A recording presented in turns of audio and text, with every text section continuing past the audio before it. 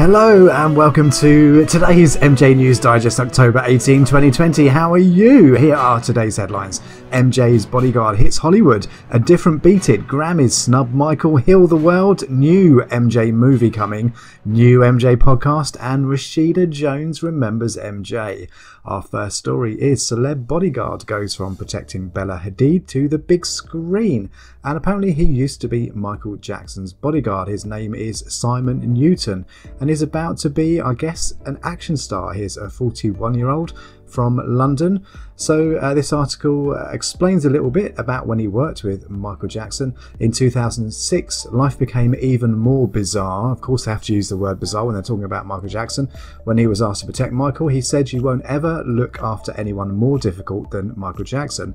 I don't mean him personally, but his fan base was just horrendous. It was the hardest," said Newton, adding that rabid devotees of the singer would book rooms in hotels, in whatever hotel Jackson was staying, and hire black cabs to be on standby 24 hours a day to chase Jackson around town. Everywhere we went, we had to be meticulous and get him straight inside a building because the crowd build-up was insane. Well, duh, he was the king of pop after all. And there is a photo of Michael with Newton. Newton is the one on the left. So it looks like MJ's Bodyguard is about to be an action star. Our next story is about Beat It. Pete Townsend turned down Michael Jackson's Beat It invite. There's Pete, there's Michael, and there's Eddie Van Halen. I didn't know about this. So apparently Pete Townsend was going to be on Beat It before Eddie Van Halen. The Who guitarist chose not to accept the invitation but recommended Eddie instead, which led to the late guitar legend's classic contribution to the 1983 hit Beat It, one of the most successful singers of all time. He says, "I couldn't do it but recommended Eddie, who called and we chatted. He was utterly charming, happy about the connection, but told me how much he was enjoying playing keyboards." I think that's in reference to Eddie, not Michael. But what a different song that would have been if one, Pete Townsend had accepted the invitation, or if he hadn't recommended Eddie Van Halen. Interesting. Our next story is unfortunate. The Grammys have snubbed Michael again. The Grammys fit 33 famous album titles into a new 90-second spot. So it's like an animated short. It's called 33. It's an animated short from the folks behind the Grammy Awards, and it weaves 33 famous album titles into it. And it's urging labels and digital platforms to credit songwriters, producers, engineers, and other professionals behind the hits.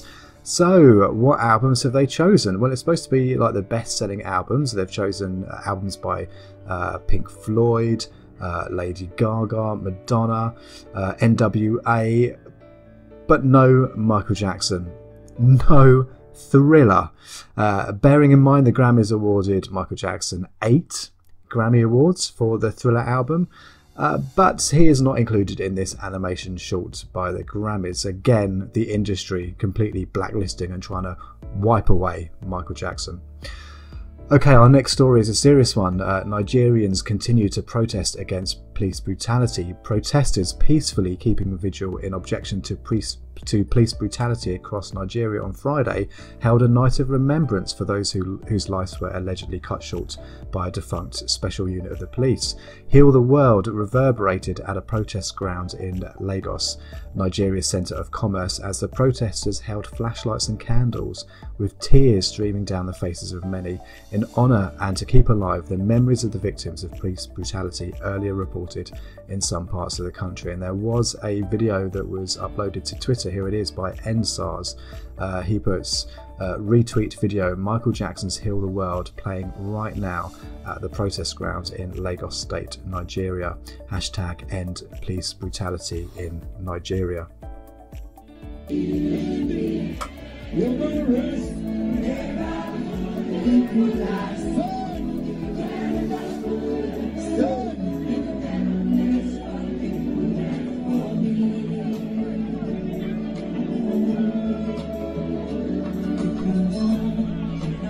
Our next story isn't a particularly good one. It's the British Comedy Guide. Posters revealed for Vic and Bob's The Glove. So this is a new film about Michael Jackson called The Glove. The movie focuses on two childhood friends who go in search of Michael Jackson's mythical training glove. I don't know what they mean by training glove, but you can see in the poster art there, there's the image of the sequin glove. The film is due to go into production next year, and the producer says the glove is happening. There's more information in this article, which makes me believe this isn't going to be positive. The Madcap road movie, which follows two childhood friends as they search for Michael Jackson's mythical training glove, begins shooting next year, and they've released the artwork for the film, or the latest artwork for the film.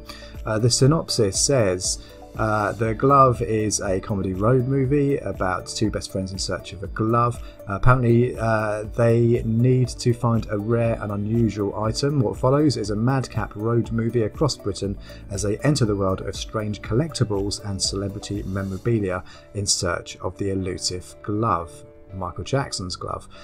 This earlier poster shows what looks like Matt Lucas.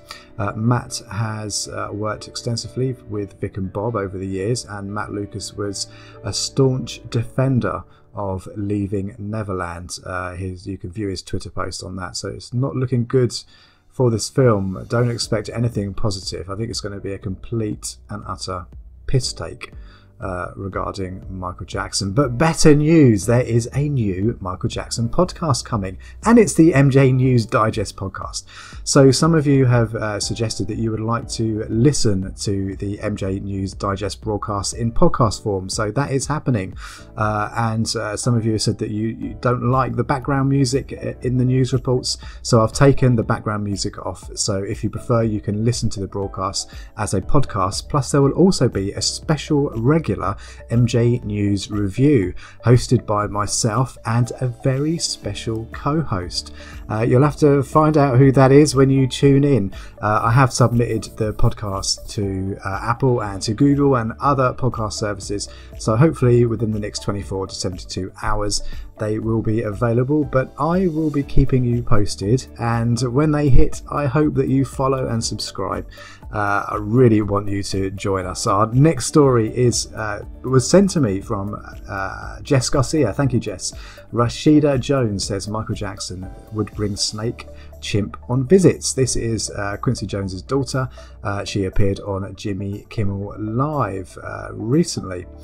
So she said on Monday that she would meet celebrities including the Sinatra family, Michael Jackson and more through her father. What did she say about Michael?